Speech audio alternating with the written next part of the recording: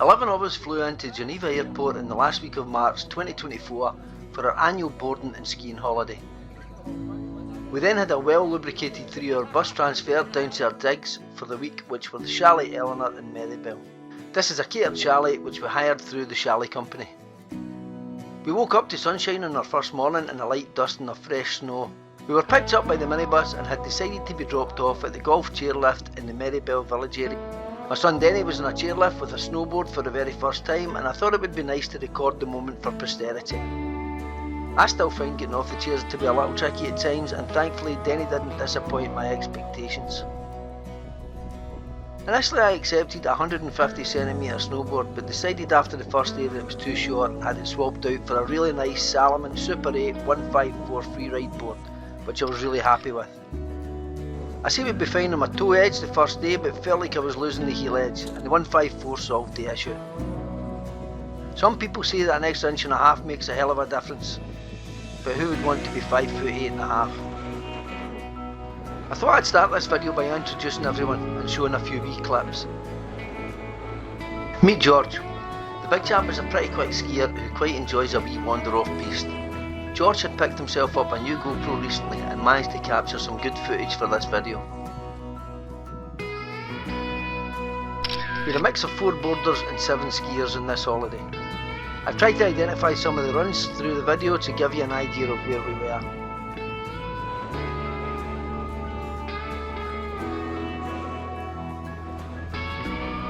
Heather has ticked a diversity box for us this year. She has broken through what was one of the last male bastions, pioneering a trail for increased female participation next year. I was impressed with Heather's skiing abilities, and she tackled some pretty challenging slopes without batting an eye.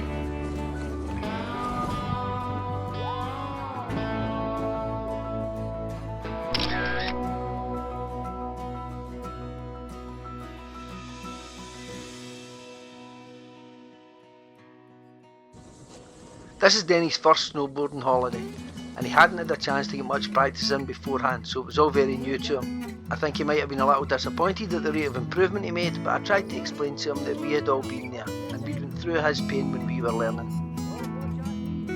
Unfortunately, he had a couple of wipeouts on the first day where he twisted his left knee, and this and one rather naughty hangover held him back a little. I stayed with Denny for the first couple of days. I was itching to get some boarding in myself, but by the time I left him, he was definitely covering the ground quicker. Robert's son David, who's a skiing and snowboarding instructor, had offered to board with him and give him some pointers, and I think Denny must have been fed up listening to me anyway. At this point it was a little flat and Denny was picking up a bit of speed. There were little drop-offs on either side, and he decided it might be best to bail out.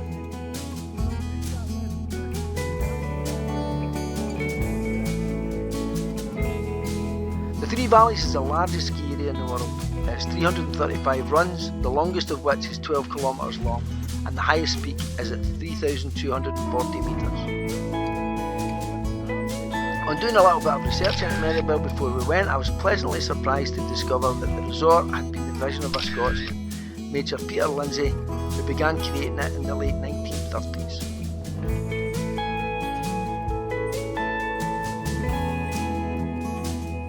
This is Stu's third snowboarding holiday, and it's fair to say he's getting the hang of it. I can't say I'm not a little disappointed at his progress, as he used to provide me with some of the best wipeout footage, but I'm sure that he would disagree.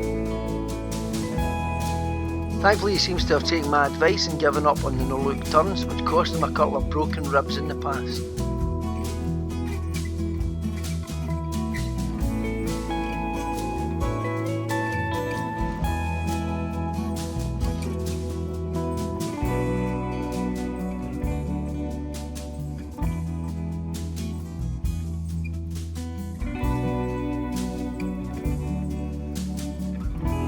The first couple of days with some lovely weather, with blue skies, sunshine and good snow conditions.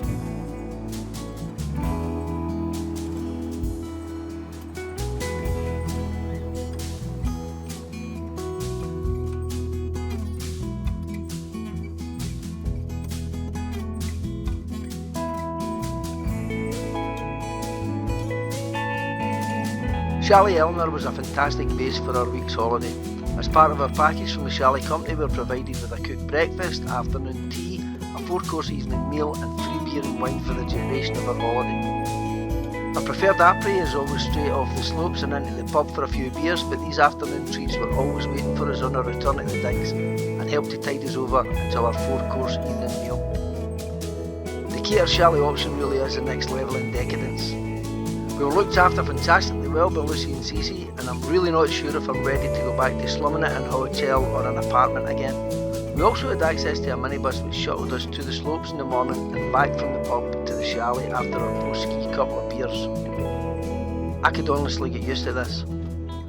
I think it was James who sang, "If I hadn't seen such riches, I could live with being poor." But I'll just sit down.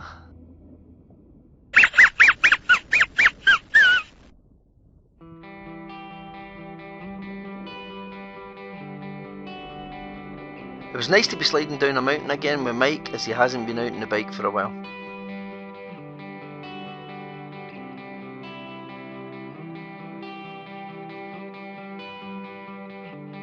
We pretty much know each other through gravel cycling, and this is our second winter sports holiday together for most and third for some.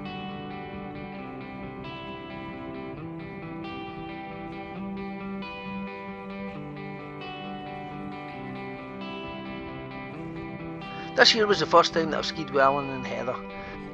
The big chap skis fearlessly and almost nailed a back somersault off the kicker at the airbag jump, and he ended up with a cracking picture as a memento. It was a good laugh, but as always, the in-ramp was a lot steeper than it looks in the footage.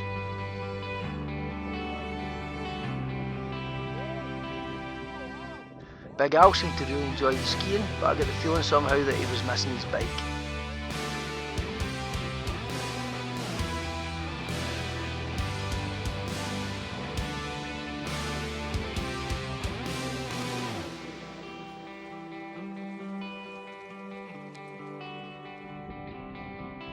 As a resident American, Jeremy joining us also helped to tick another diversity box. He certainly seemed to find the skiing easier than understanding my guttural dialogue, as indicated by the occasional slightly puzzled look on his face.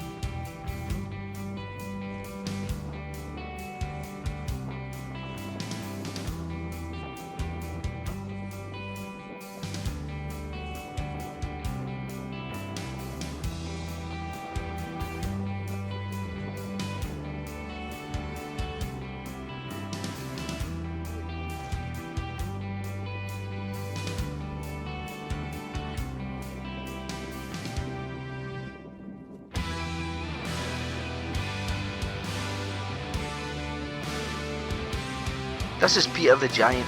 When not eating, Peter likes nothing better than ollieing his snowboard, going off piste and telling me that I'm really quite small.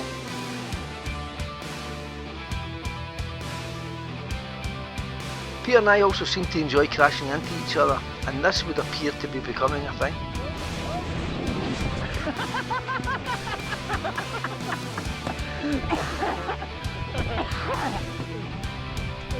Belgium. A slow motion. Belgium. Oh, there's Biggie. In evidence, here is some footage from a couple of years ago.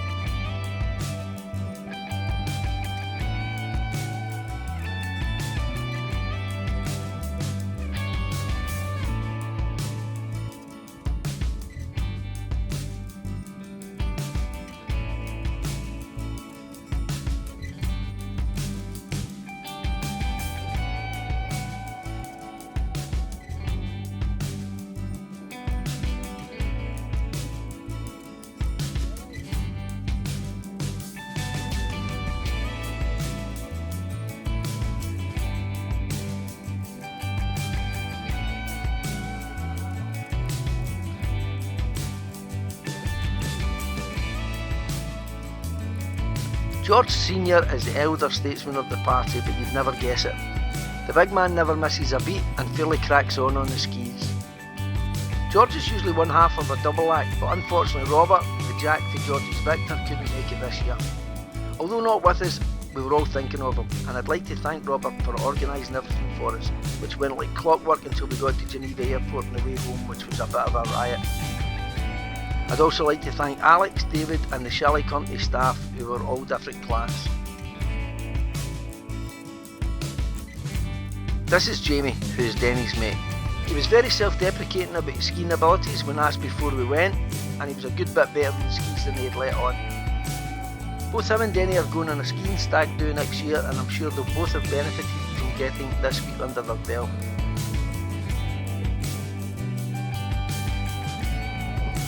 The big man played a vitally important part in the holiday by buying the carry out for the bus on the way down from Geneva. Good work, young man. Big Andy and I have possibly been on 7 or 8 skiing holidays together, and we always enjoy reminiscing over them and all the crazy shit that's happened over the years. Unfortunately, the big chap caught a flu bug while we were over there this year, which seriously curtailed his slope time.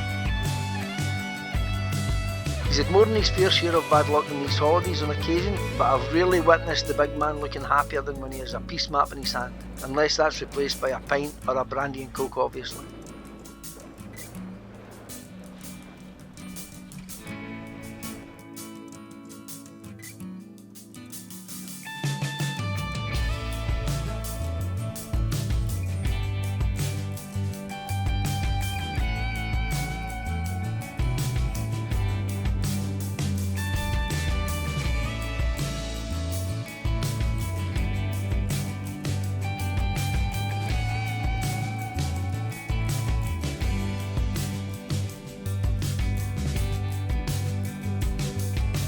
This was a bar below the LDV pub at the bottom of the golf run in the Meribel village area. As a fairly slow eater, I found myself in a dangerous position, trapped between Big Alan, Peter, Big George and Jeremy, who were all inhaling a communal 1 kilogram bowl of spicy and sweet chili chicken wings. It was almost like being in the human equivalent of a game of Hungry Hippos. On hindsight, I'm wondering if Mike being vegetarian may have been a tactical masterclass. After our usual 4-course evening meal, we headed up to a nice cocktail bar called Capina, where we enjoyed a few very tasty wee cocktails. Not surprisingly, I opted for a couple of whiskey based ones, and their old fashioned was quite spectacular. On the 5-minute walk back to our chalet, I took this picture with my phone and was delighted with the way it turned out.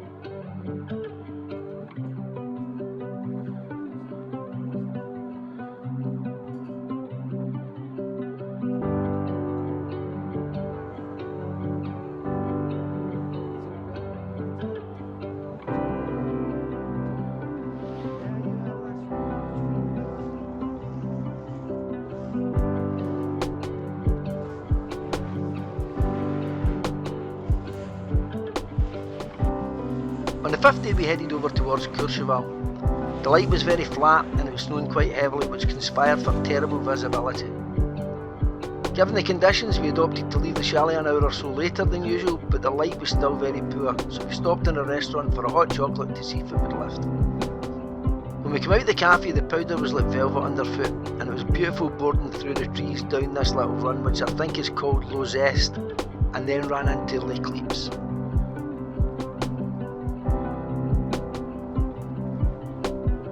I really enjoyed boarding in the Courchevel area and will undoubtedly be spending more time over there next year.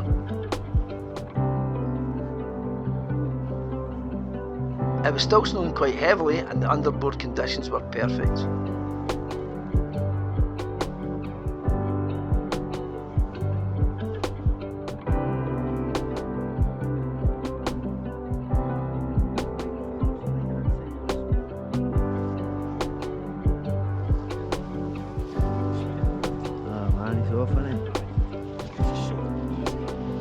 Boom, boom. Yeah, boom, lookies. Yeah. George is skiing doing it well too.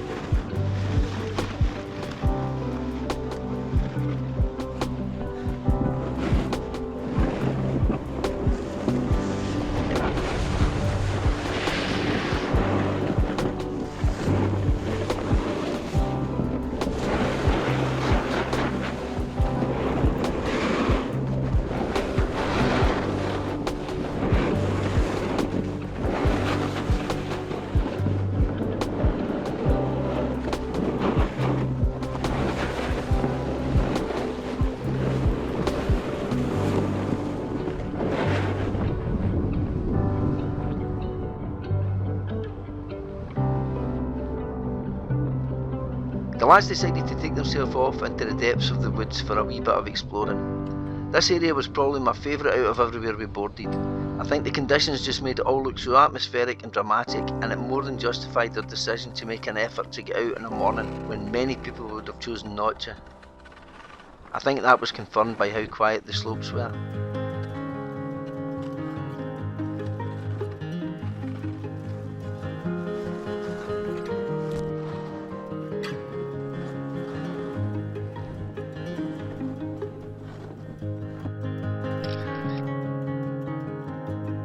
The previous day's snow had made the off-piste conditions perfect, and it was great fun boarding through the trains. One of the things I really liked about the Courchevel area was the number of tree-lined runs that there are there. These are not only very aesthetically pleasing, but they're also very beneficial when it's snowing or the light conditions are low, as they help to give you definition.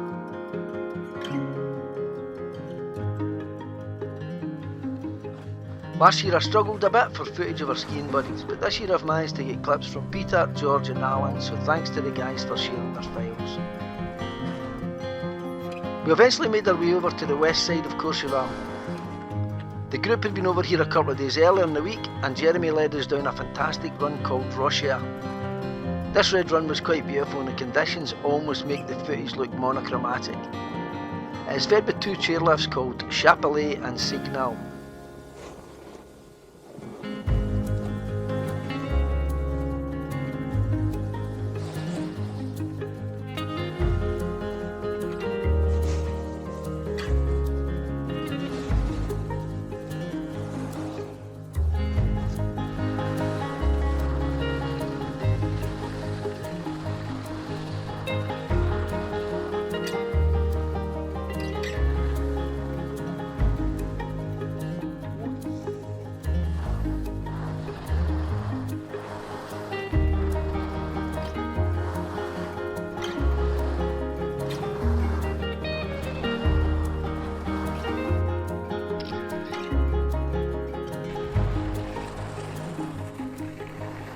We have an example of the American species Hollister, one of our non-indigenous members. This particular individual seems to have assimilated well, settling well in Scotland yet maintaining a strong sense of wanderlust. He can be seen here embracing his natural habitat, definitely favouring the more off-piste and less well-trodden path. I have a feeling there may be some bobcat in his bloodline.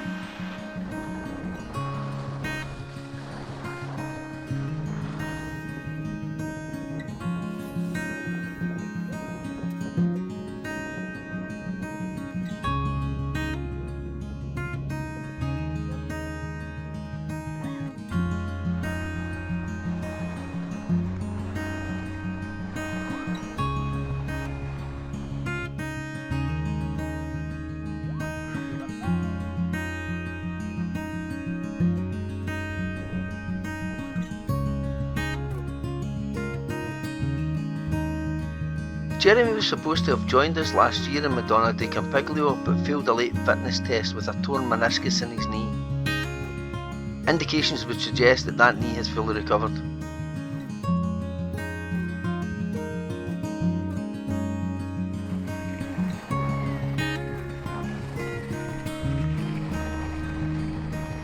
In summation, we had an absolutely fantastic time. There were no major injuries to report, and I reckon that the catered chalet is the future. We were looked after fantastically by the Chalet Company staff, and I can't recommend them highly enough. Their staff were all very engaging and enthusiastic, and a credit to the company. I can also happily confirm that within 5 days of coming home, we have already booked next year's holiday in Meribel, and yes, we booked with the Chalet Company again, so no need to slum it. Weather-wise, we had a bit of a mixed bag. We were very lucky to get a lot of fresh snow, which was countered by the low light and occasional high winds.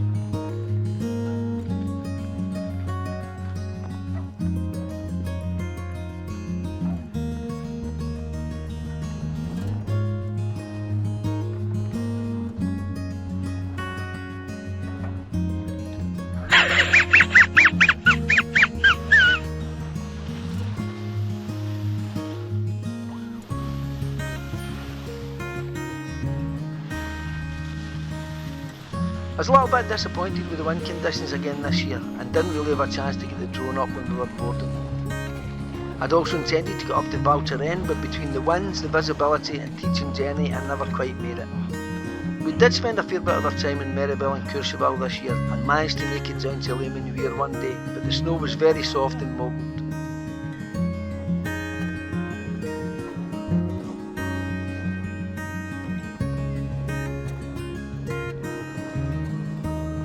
I put the Insta360 camera on Mike's ski here and got some interesting footage.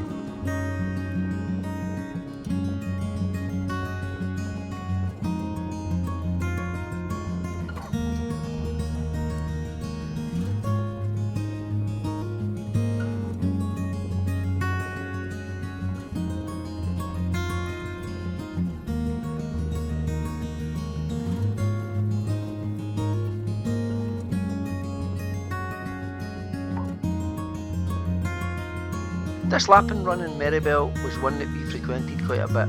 Not only was it beginner friendly, it also ran down to just above the LDV bar in Meribel village, which was to pretty much become our après pub of the week.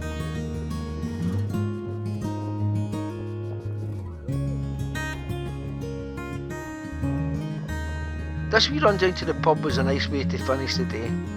There were some nice wee slightly inclined 3-line sections and some steeper bits, but the snow seemed to hold up until we were almost at the car park.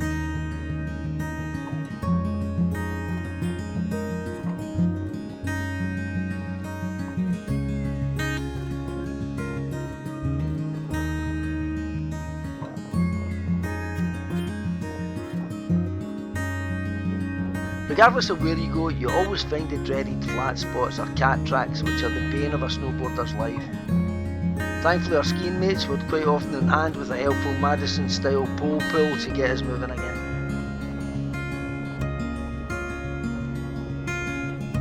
Despite the assistance available to us, the wind was howling against us on this cat track as we headed for Meribel, and Peter and I had to end up walking a wee bit. We dropped down into Meribel and headed for the airbag jump where we all had a good laugh.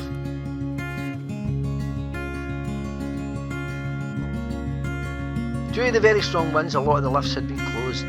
This is us trying to work out how we could get up to the jump park. We managed to make it up to the jump park, but we could only get one run at it before the only access lift running was closed.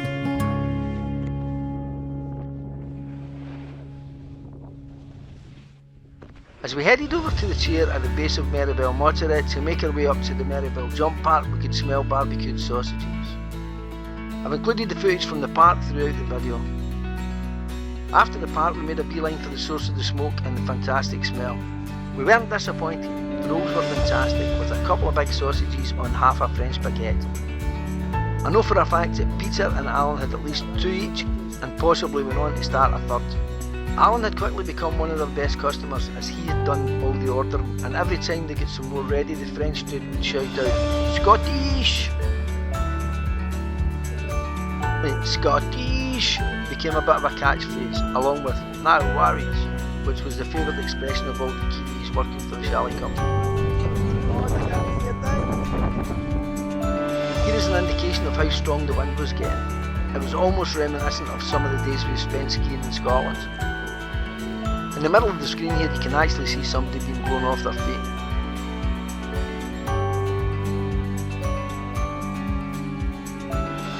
After lunch our only option was to head down the Treat Green Run, which drops from Meribel Motorette to the La Chaudan area, as virtually every lift in the mount had been closed by this point. This was consequently our last run of the holiday, and I have to say that I was completely cooked by this point.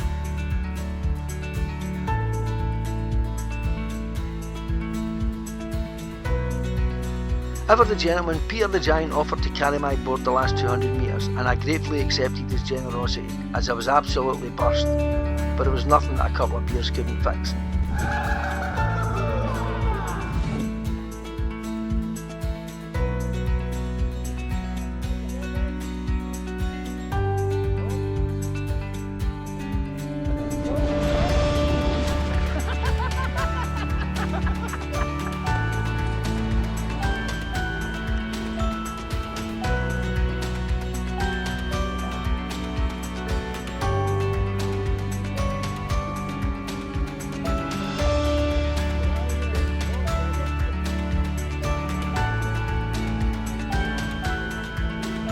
This was probably my worst wipeout of the week. I'd done one 360 and on the second one I made the dreaded mistake of catching the downhill heel edge. The resulting catapulted backflip ended up with me cracking my head off the deck. My sunglasses went about 10 metres but my GoPro flew about 15. Thankfully Peter popped them both and retrieved them from a guy who had picked them up. It's safe to say that my neck was a little sore for a couple of days.